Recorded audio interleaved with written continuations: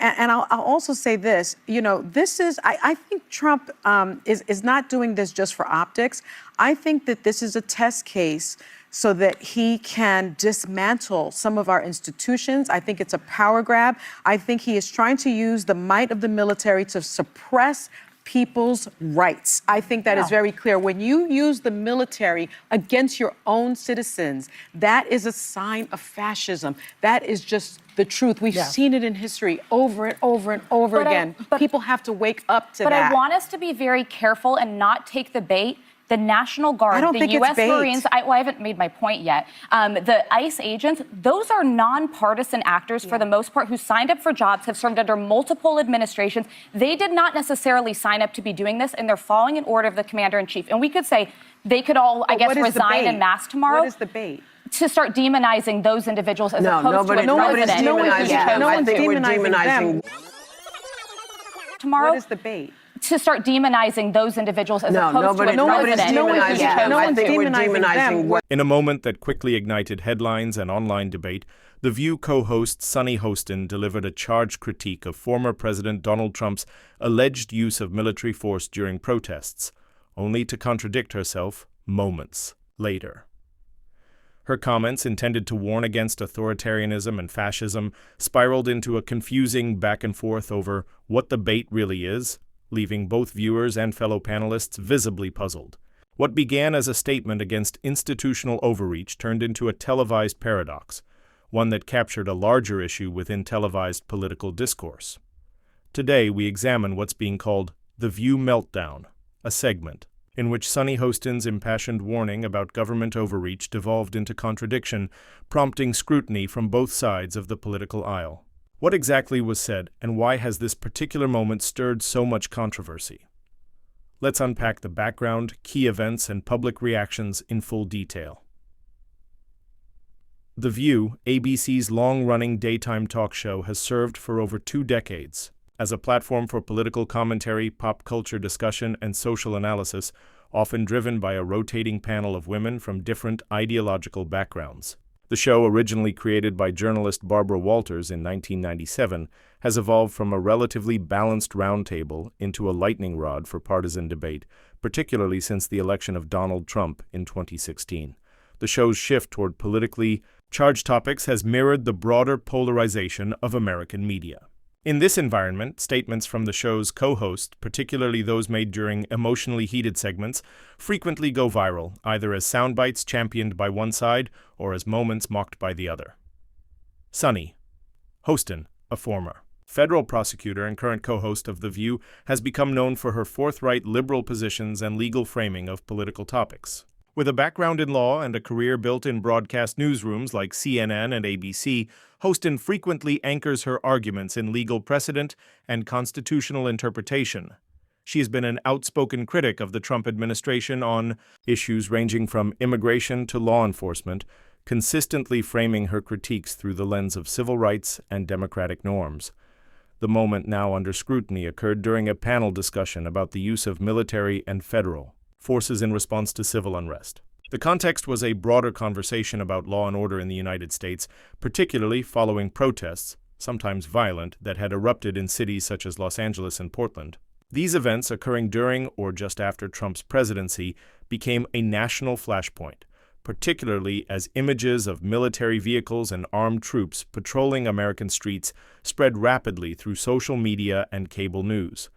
At the center of the controversy is the use of the Insurrection Act, a rarely invoked federal law that allows the President of the United States to deploy military forces domestically under certain circumstances. Critics of Trump allege that his administration exploited the language of this statute to justify the use of military force, not just in extreme situations, but as a tool of political spectacle. Supporters argued that the federal government had a duty to restore order when local authorities failed to do so. In this fraught atmosphere, the View's panel tackled the implications of these developments.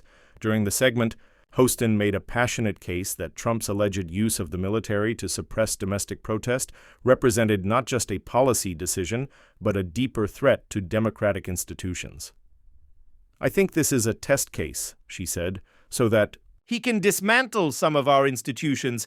I think it's a power grab." She continued by saying, When you use the military against your own citizens, that is a sign of fascism.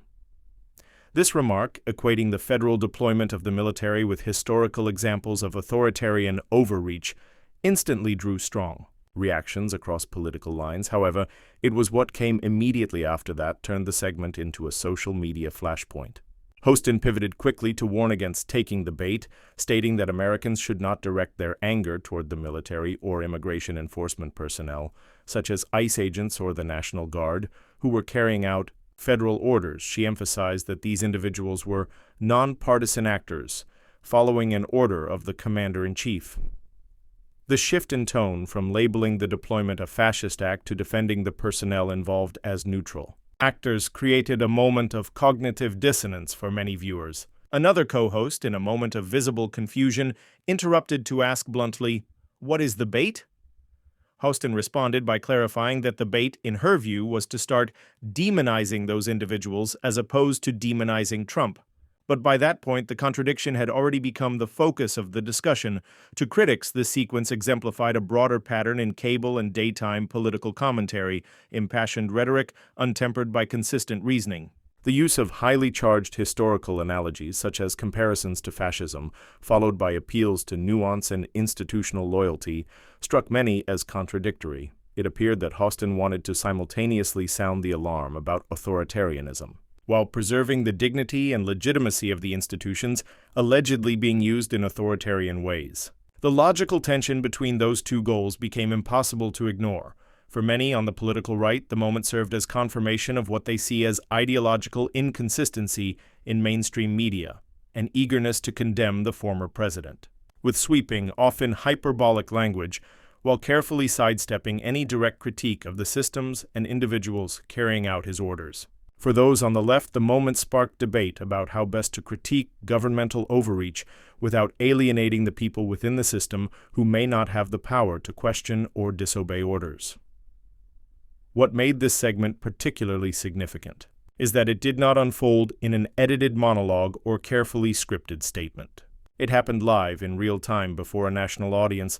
The contradictions were not polished away in post-production. Viewers saw moment by moment the unfolding of an argument that appeared to collapse under its own weight, or at least lose the clarity that Hostin had initially sought to bring to the issue. In the aftermath, the segment was clipped, reposted, and dissected across all major social media platforms. Conservative commentators framed the moment as a meltdown, a term that implies emotional overreaction and rhetorical incoherence. Liberal defenders of Hostin attempted to contextualize her comments, suggesting that she was trying, albeit imperfectly, to walk a difficult line between condemning federal overreach and defending public servants from undue vilification. The historical backdrop to this moment cannot be ignored. The United States has long maintained a tradition of civilian control over the military and a general reluctance to deploy federal troops on domestic soil. The Posse Comitatus Act of 1878, which limits the powers of the federal government to use the military for law enforcement, remains a touchstone of that principle.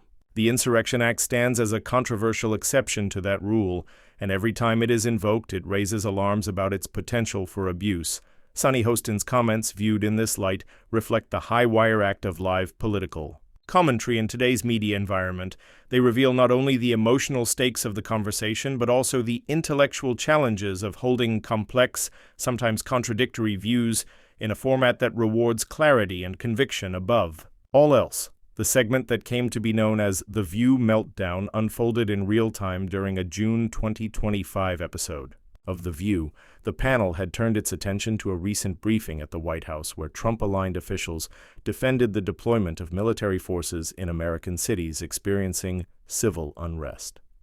This topic was already polarizing, involving constitutional questions about executive authority, public order, and the rights of citizens to protest.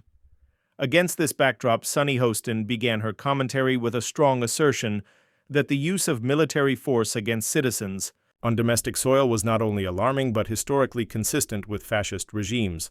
Hostin began by stating, "This is not just for optics. This is a test case so that Trump can dismantle some of our institutions. I think it's a power grab." Her framing invoked historical examples of authoritarianism, regimes that rose to power by first invoking national emergencies to justify expanding state control. She followed up by stating, "When you use the military against your own citizens, that is a sign of fascism. That is just the truth. We've seen it in history over and over and over again." This stark framing was met initially with silence on the panel. For a moment, the weight of the statement hung in the air. It was clear that Hostin intended her remarks as both a warning and a call to attention, an effort to place recent U.S. actions in the context of international historical patterns. The invocation of fascism, however, elevated the stakes of the conversation dramatically and arguably placed her in difficult rhetorical territory. Moments later, she began to shift tone. "But I want us to be very careful," she said, "and not take the bait." This marked the turning point. The word bait introduced ambiguity into what had, until then, been a direct line of criticism. The National Guard, the U.S. Marines, the ISAH agents, those are nonpartisan actors for the most part who signed up for jobs, who have served under multiple administrations, she added. They did not necessarily sign up to be doing this. At this point, co-host Alyssa Farah Griffin, a former White House aide under Trump and one of the more moderate conservative voices on the show, interjected to ask the now infamous question, "What is the bait?" It was a fair question. Viewers at home had just heard a warning about fascism and the use of military power against civilians, followed immediately by an appeal not to criticize the people executing that power. Sunny attempted to clarify. The bait is to start demonizing those individuals as opposed to demonizing Trump, she responded. But by now the conversation had lost its cohesion.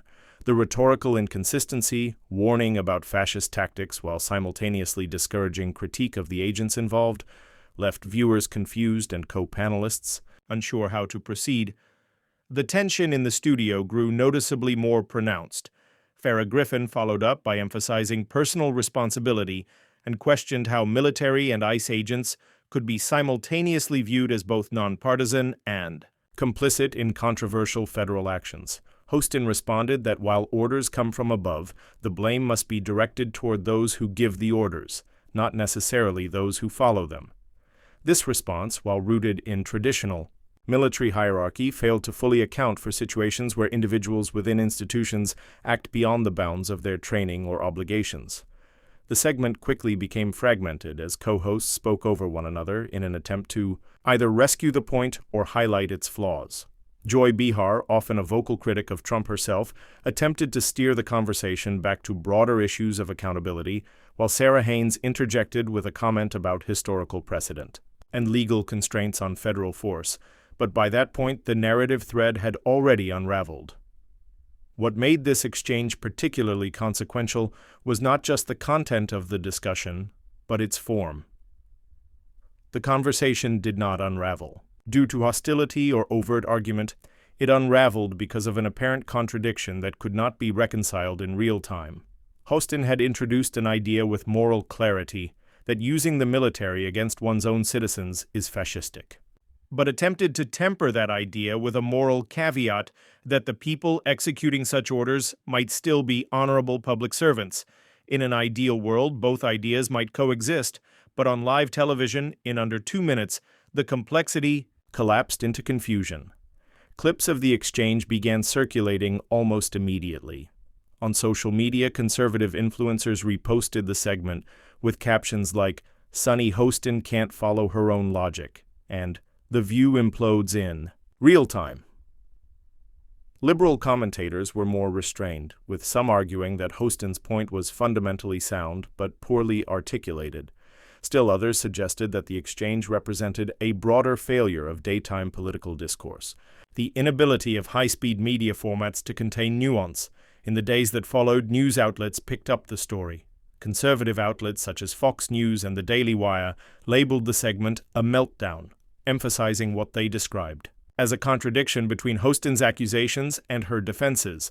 Liberal-leaning outlets either ignored the story or tried to reframe the conversation around the dangers of Trump's alleged authoritarian tactics. The term meltdown may seem hyperbolic, but in this context it reflects the breakdown of rhetorical clarity. It was not a meltdown of emotion, but of logic, the inability to maintain a consistent narrative about government overreach and institutional integrity. And because The View is a show watched not only for commentary but for emotional resonance, such moments do not go unnoticed. Furthermore, the discussion struck a nerve in American political culture, the uneasy tension between supporting the troops, or law enforcement, and criticizing the policies they enforce. For decades, this dynamic has complicated discussions about the Iraq War, policing, immigration enforcement, and military interventions abroad.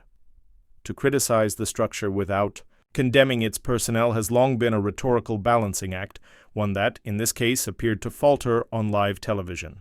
The View's segment on the military and fascism was intended as a warning, but it ultimately became an example of how difficult it is to deliver complex ideas in a high-pressure media environment. The contradiction between defending public servants and condemning the actions they are ordered to perform is not new, but it was rarely exposed with such raw immediacy. The fallout from Sunny Hostin's remarks on The View was immediate and widespread.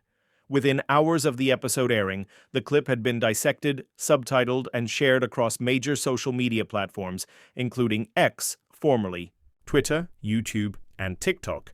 Hashtags such as View Meltdown, Sunny Hostin Contradiction, and Suck What is the Bait began trending in conservative circles, with prominent commentators framing the moment as an emblem of ideological incoherence in mainstream media. Right-wing response was swift and unapologetic. Influencers, cable news anchors, and political commentators used the clip to underscore what they framed as the intellectual inconsistencies of liberal media personalities. Conservative Talk show host Ben Shapiro criticized Hostin for, in his words, accusing Trump of fascism while shielding the people who carry out fascist orders. Fox News' Jesse Waters devoted an entire segment to the exchange, calling it another example of elite media hypocrisy. They want the drama of moral outrage, but not the accountability that comes with consistency.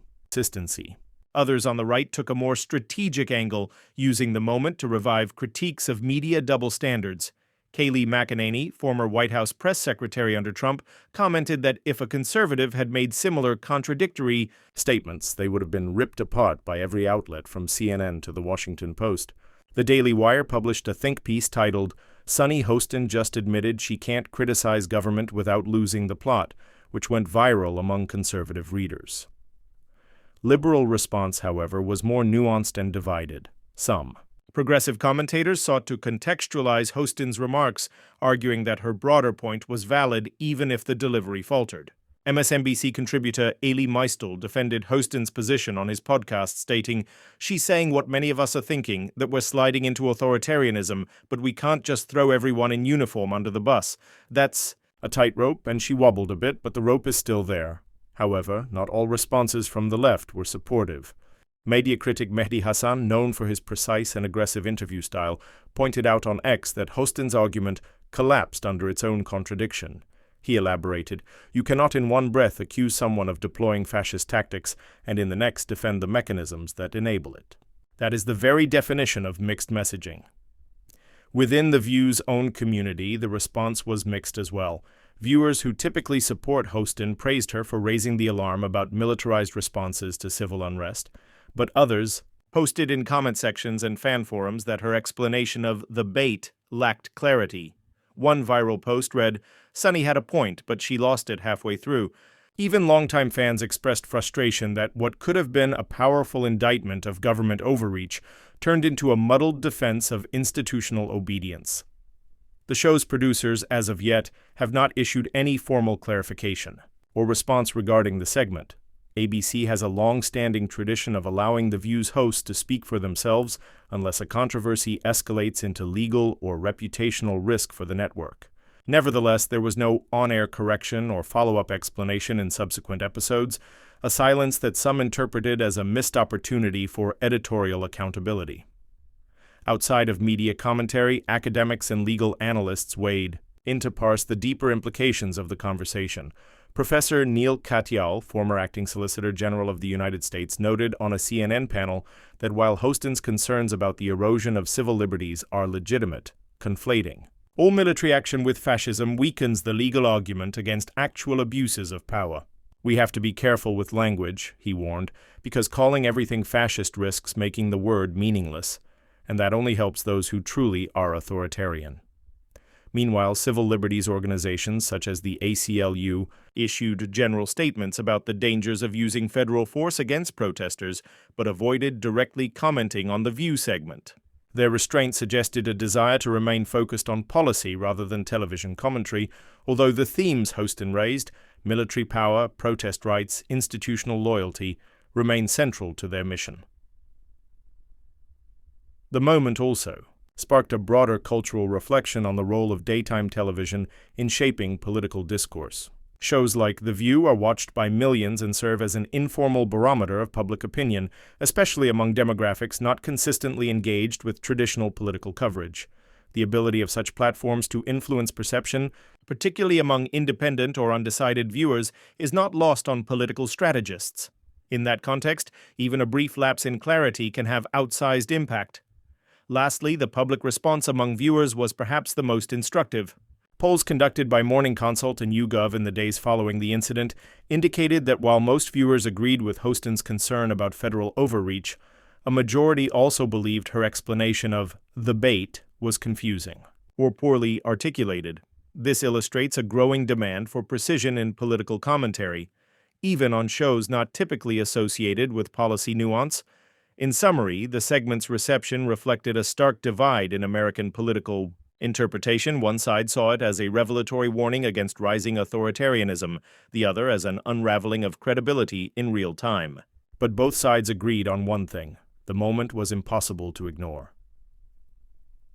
The events of that View segment, and particularly Sunny Hostin's remarks, drew not just media attention but significant interest from scholars, legal analysts, and historians concerned with the trajectory of American political discourse. What seemed at first to be an emotionally charged television moment soon became a case study in the risks and responsibilities of speaking on matters of national authority, military power, and democratic norms in a polarized environment. The center of the conversation is a troubling question. Can the public meaningfully critique authoritarian tactics without alienating those who execute state orders? That's the tension Sunny Hostin tried, and arguably failed, to resolve in real time. And it's this tension that experts say lies at the heart of modern democratic erosion. Dr. Ruth Ben-Ghiat, a historian at NYU and one of the leading voices on authoritarianism, noted in her analysis of the incident, what Sunny Hostin was grappling with, whether consciously or not, was a classic authoritarian paradox. Regimes don't operate through one man. They operate through bureaucracy, uniforms, and lawful obedience. That's how fascism happens. So yes, it's difficult to thread the needle, but it's not optional. It must be done correctly. Experts like Ben-Ghiat argue that democracies falter not merely through dramatic seizures of power, but through incremental normalization of exceptional force, particularly when the public is asked to look the other way out of institutional respect. In this framework, Hostin's comments were not incoherent. They were symptomatic of a deeper cultural conflict. On one hand, Americans are trained to support the military and law enforcement. On the other, the use of those forces domestically, particularly against citizens exercising constitutional rights, raises legitimate alarms. This dichotomy is explored in works by constitutional scholars such as Lawrence Tribe and Mary Dudziak, both of whom have written extensively about the dangers of domestic militarization. Dudziak, for instance, has emphasized how martial language and imagery can blur lines between war and governance, and that when military presence becomes normalized.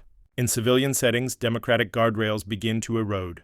That is precisely the concern Sunny Hostin seemed to be trying to express, albeit with rhetorical instability. But what complicates matters further is that media figures are rarely afforded the luxury of nuance in real time.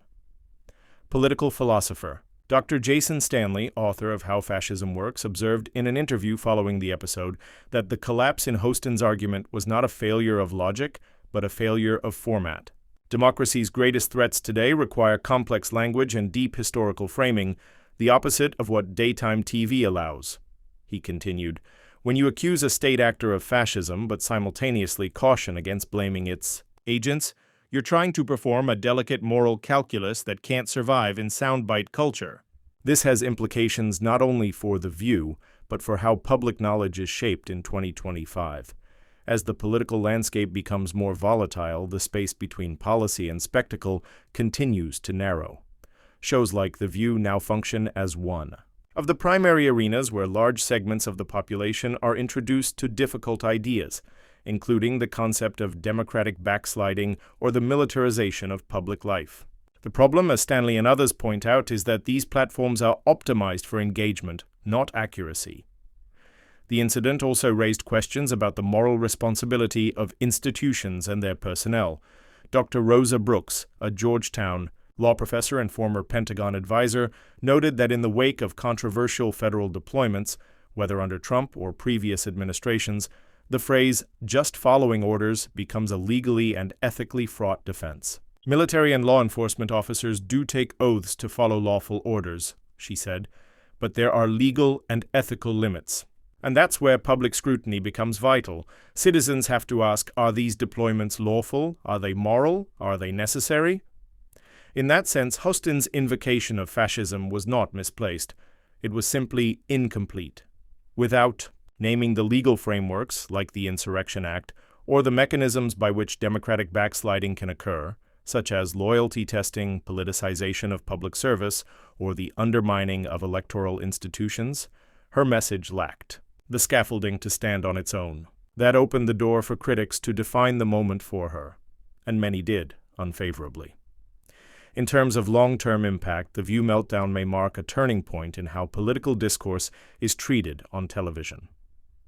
Several media watchdogs, including Media Matters and Fairness and Accuracy in Reporting, have since called for more training and editorial support for daytime hosts covering high-stakes topics. There's a growing recognition that when television shows step into the domain of serious political analysis, the expectations and the consequences are heightened. For The View itself, the incident underscored its precarious position as both entertainment and news-adjacent content. The show has long blended humor, pop culture, and political discussion, but in an election year with democratic norms under increasing strain, those blurred lines come with higher risk. ABC's decision to let the segment air without editorial framing, corrections, or follow-up clarification suggests a troubling tolerance for confusion in public debate. Beyond the studio, the Hostin moment has also become a case study in media literacy classrooms. Universities from UCLA to Georgetown have used the clip to explore the challenges of political rhetoric under pressure. Students are asked, what did she mean by bait? Was her use of fascism appropriate? How do we assign moral responsibility? In state actions? In many ways, the questions that Sunny Hostin raised, even imperfectly, are the exact ones that need asking as America enters another fraught election cycle. Finally, there is the question of public trust. According to a recent Pew Research Center survey, fewer than 30% of Americans trust media commentators to accurately frame complex political issues. This low confidence is not helped when televised discussions devolve into contradiction or emotional confusion, and when such breakdowns occur on a show watched by millions, the damage extends beyond ratings. It affects how citizens understand power, law, and resistance. What The View Meltdown revealed, then, was not just the limits of one host's argument, but the limits of the medium itself. In a world where authoritarianism is no longer a distant threat but a live debate, the ability to speak with moral clarity and structural precision has become not only valuable, but essential. The controversy surrounding Sunny Hostin's remarks on The View exposed the fragility of televised political discourse in a time of democratic strain. What began as a forceful condemnation of state overreach devolved into a moment of national confusion, not because the concerns weren't valid, but because the message was lost in contradiction. In an era demanding clarity, this moment served as a cautionary tale of how rhetoric, when not carefully grounded, can obscure the very truth it seeks to illuminate.